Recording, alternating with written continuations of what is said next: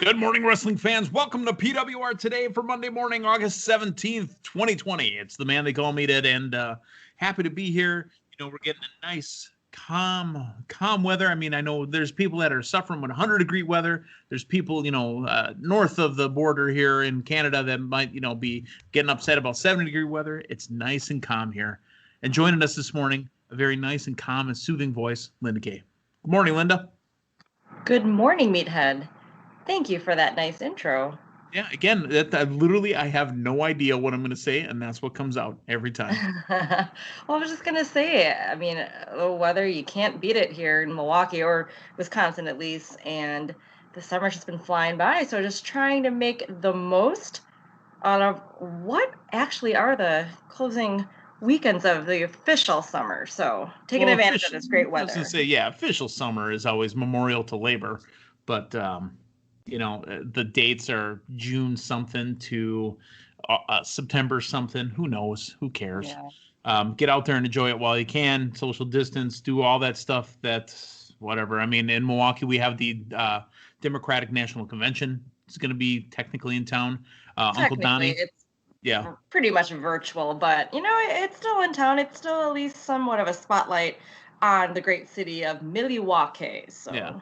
Uncle Donnie's in town today. He's going to be in Oshkosh talking. Donald Trump President Trump will be in town. So Wisconsin is a hotbed of action. And speaking of action, let's talk about some action that happened over the weekend. And this is not good action. This is a kind of scary story and hopefully has come to a very safe and happy end. A man was arrested at the home for attempting to kidnap Sonya Deville. There is a story on ESPN.com that says Philip A. Thomas was arrested and charged with 3 felonies, attempted armed kidnapping, armed burglary, and aggravated stalking at the home in Lutz, Florida. Sonya Deville and guests were in the house, and apparently this guy had been doing this for months, been stalking, lurking around the residence and cutting holes into, areas for him to peek through, stalking her on social media, and it all came to a head Sunday. Yesterday, he was finally arrested. There was he entered the area basically around 2:43 a.m. Sunday morning. So yesterday, late Saturday night, Sunday morning, and went through a back sliding glass door. His entry triggered an alarm. So he was on the premises. Sonya and a guest had heard the alarm, escaped, were able to get out safely, call 911, and they called the cops on him, and Hillsborough Sheriff's Department were able to apprehend him. Very scary stuff. Sonya, we obviously know, is in a big program right now with Mandy Rose on SmackDown. I'm happy to hear that she's okay. Linda, your thoughts on what happened here over the weekend down in Florida? Well, thank goodness for the alarm that went off. I mean, who knew what? I mean, it's tough to even think about. Thankfully that alarm did trigger, alerting her and her guests to see him and safely get out in time. Obviously a scary situation, but if this guy who that article said has never even met her, right, but has been stalking her on and not from the area either. Right. It said he drove from South Carolina, I believe. Yep. But just the years of stalking on social media. So, that in itself is very scary, and, her thoughts and her feelings, her well-being. Obviously having that home alarm was a great thing to have, but still scary in that he was still able to get on the premises, cut holes in screen doors or whatever else. But thankfully that alarm did work, and, it alerted obviously the police to come and arrest him, and very, very scary stuff. There's a line here from the article that I really want to read. It says, our deputy is unveiling the suspect's disturbing obsession with the homeowner who he had never met but stalked on social media for years.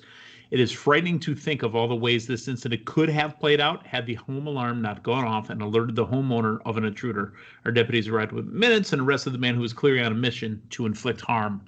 I mean, thankfully, we don't have to know what one of those could have been. But, I mean, if you think about it, all the different things that could have happened if he could have got in. Now, granted, Sonya Deville could have kicked the shit out of him, too. Yeah, I thought about that, too, yes.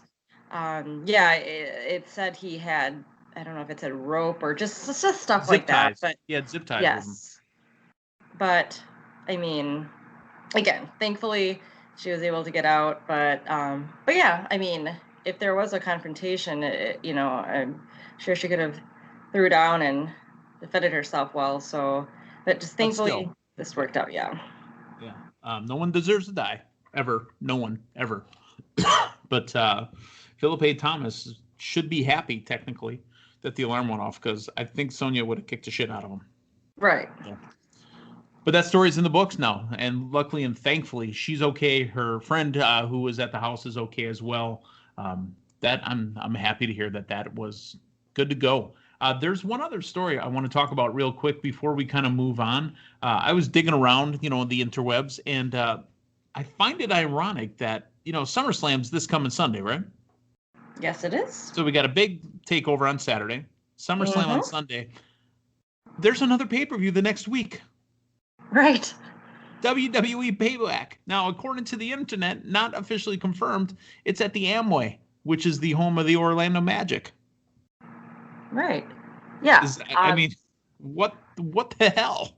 I mean, it's already confirmed that Bayley and Sasha will be defending their tag team championships at that pay-per-view. So, I mean, I guess more points for me in the fantasy draft. But other than that, what in the wide world of sports is going on here? Maybe that was the only date that the powers that be at the Amway Center could provide in the month of September for them to hold. How far out do you think this was planned? Do you think this is like a now thing, or was it this year thing? This, probably a now, because I didn't even know the pay-per-view was supposed to be in 2 weeks if it wasn't for the promo on SmackDown, really. Right. I was like, wait a minute. I mean, I knew it was coming up, but I didn't realize it was going to be the week after. Right.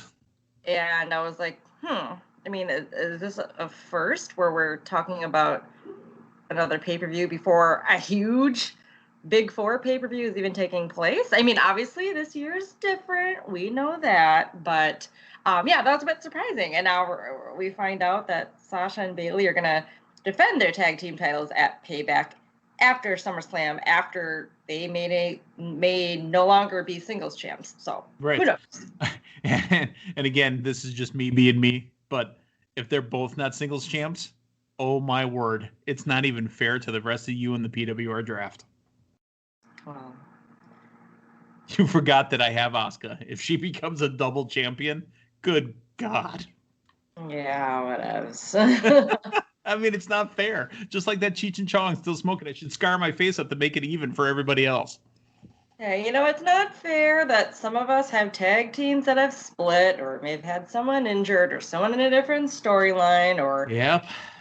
Whatever. It is what it is. But when that parade happens next year, make sure you're in attendance. That's all I got to ask. Okay. I like parades. I like parades too, especially when I'm the Grand Marshal. This should be the big kickoff to the first parade of parades in 2021 then.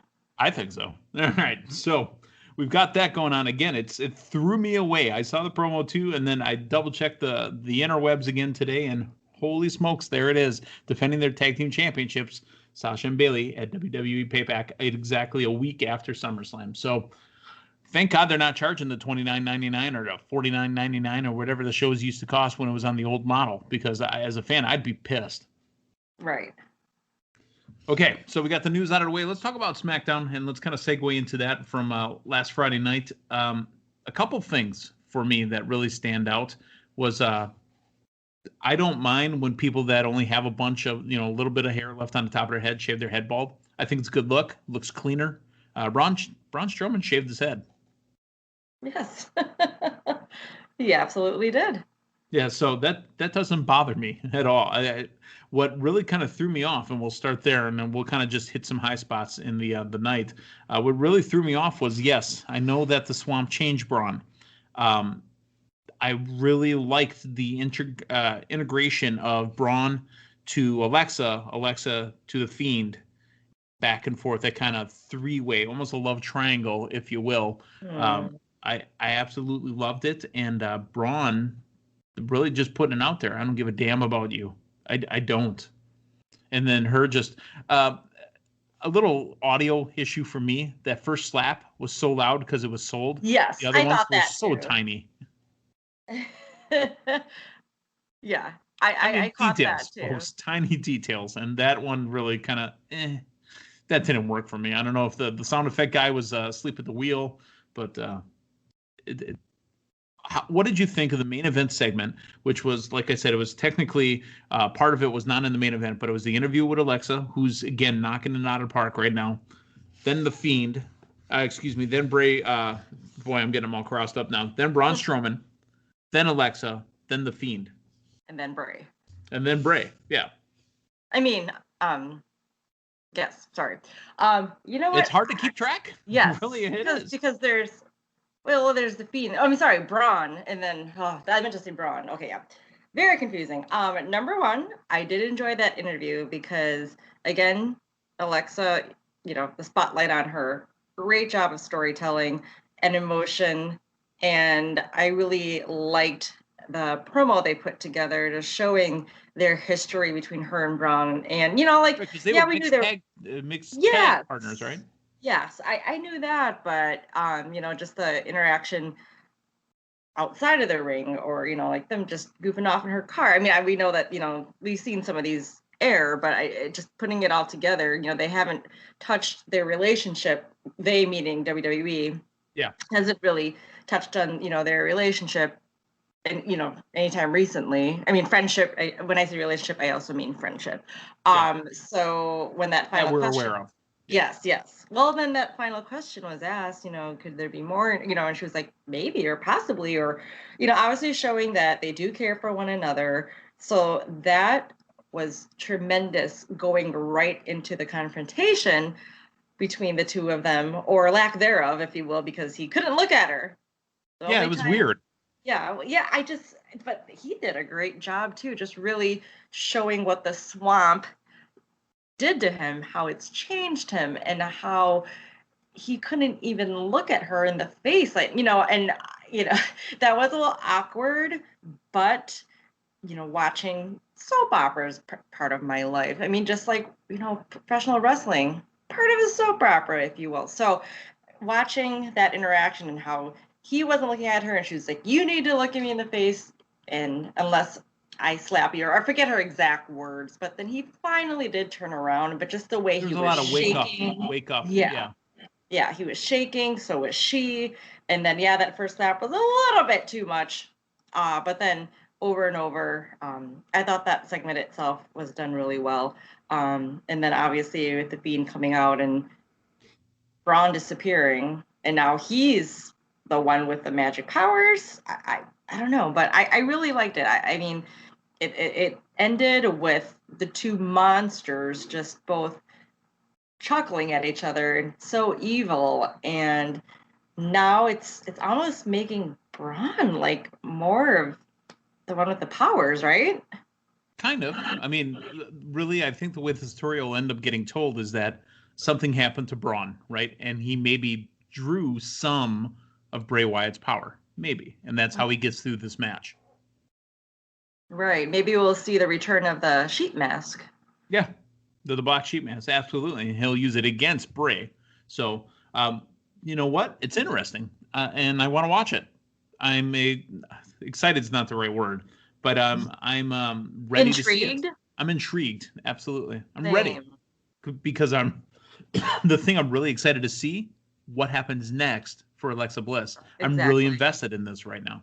Yes, the addition of her into their storyline, their conflict, their thing, whatever their thing is.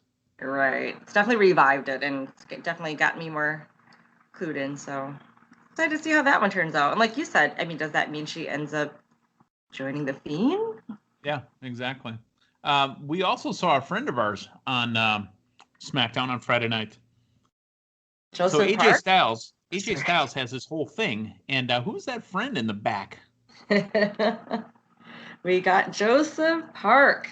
Was it Joseph Park or Chris Park? I could have sworn AJ said Joseph, didn't he? He probably said Joseph, because Chris Park would have beat the shit out of AJ. He is what he would have done. I mean, but that was tremendous. It was Hilarious. absolutely tremendous. So happy to see it. I mean, because for those that don't know, that is the man they call Abyss from TNA Impact Wrestling. And he's been an agent down in NXT, an agent with WWE. And Joseph Park from the law firm of Park and Park is now on WWE TV. I love it. Absolutely. You know, it was kind of pretty funny. It's nice to see him and AJ working together, and AJ and this, you know, like him obviously being this badass heel, but also extremely hilarious. Gosh, I popped so many times during that segment. Just the PISS. I don't know. Yes. It's a work in progress. Yes, that was hilarious. You know, it was great to see Jeff Hardy come out and seeing the three of them together in a ring together. That was great to see. And then after the match, when AJ wanted to erase Jeff Hardy's, you know, how he wrote his name on that board, and it was yes, I don't know why. You know how you get that off of there, right? You put dry erase marker and you trace the lines, and it pulls it off. Really? Absolutely, really. Because I didn't know that. In my world, I accidentally used a permanent marker on a dry erase board, and somebody says, grab the dry erase marker and just write over the top of it, and then you use your eraser and it comes off. Because the chemicals attach and you pull it off. That's good to know, because the same thing happened at my work. So now I know. Now you know, and no one is power. G.I. Joe. Sorry. But yeah, that was great. And I was hoping it would have led to a match between Jeff Hardy and AJ Styles at SummerSlam, but now they have a match this week on SmackDown, but I'm not sure. That one's maybe not for the title. Maybe they're just facing each other. I gotta look back at that, but maybe it'll lead into. I seriously hope they put match. AJ Styles and Jeff Hardy on SummerSlam. They should. Do you know why, right? Oh, points. Darn it. Points on points on points on points. Yeah. Stacks on stacks on stacks on stacks, because I have Jeff Hardy. So, also a match between Sheamus and Shorty G. Not really. I mean, Shorty G's getting TV time. That's cool. I like Chad Gable as a wrestler, but the Shorty G thing doesn't work for me. Sheamus needs to get more on-screen time. So Sheamus defeats Shorty G. Grand Metal Week defeated Shinsuke Nakamura, which is kind of a big story here because Shinsuke Nakamura, part of the tag team champions. Your thoughts on those two matches? Well, I mean, they've been the last couple of weeks showing Lucha House Party, you know, having shenanigans with Nakamura and Cesaro. So Lucha House Party as well, getting more airtime. They're even getting on-screen graphics now. Yeah. Because there was 2 piñatas on TV. Yeah, so I mean that's great to see. I mean they're, you know, they really, with the exception of Elimination Chamber, I don't think they have been really highlighted as much, or as I don't want to say accepted by the, not accepted, what's the word? I don't know, just, you know, not getting quite much of a pop. Not as featured. Yeah. So yeah, that's great to see though. But you know, obviously I feel like this would lead into, you know, a tag team match between the two of them for SummerSlam, right? Yeah. It's gotta be. Should be. Maybe that's what Payback's for. Maybe that's where all this stuff is going for. SummerSlam will be so big that it'll leak into Payback. Who knows? You won't see it coming. Right. Big E defeats John Morrison. This match started at the beginning of the show and ended later on during the Retribution attacks. We are 2 weeks into Retribution, right? Yeah. It's been 2 weeks. Okay, I'm done. I'm good. I'd like to move on now.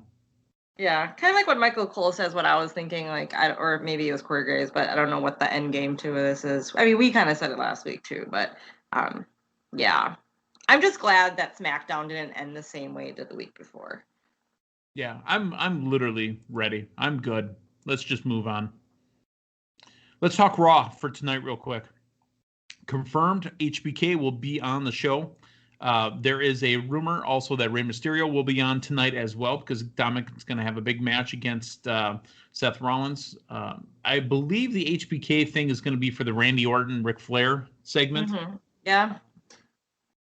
Really, this is go home. I mean, so what are you expecting for a go home Raw for SummerSlam?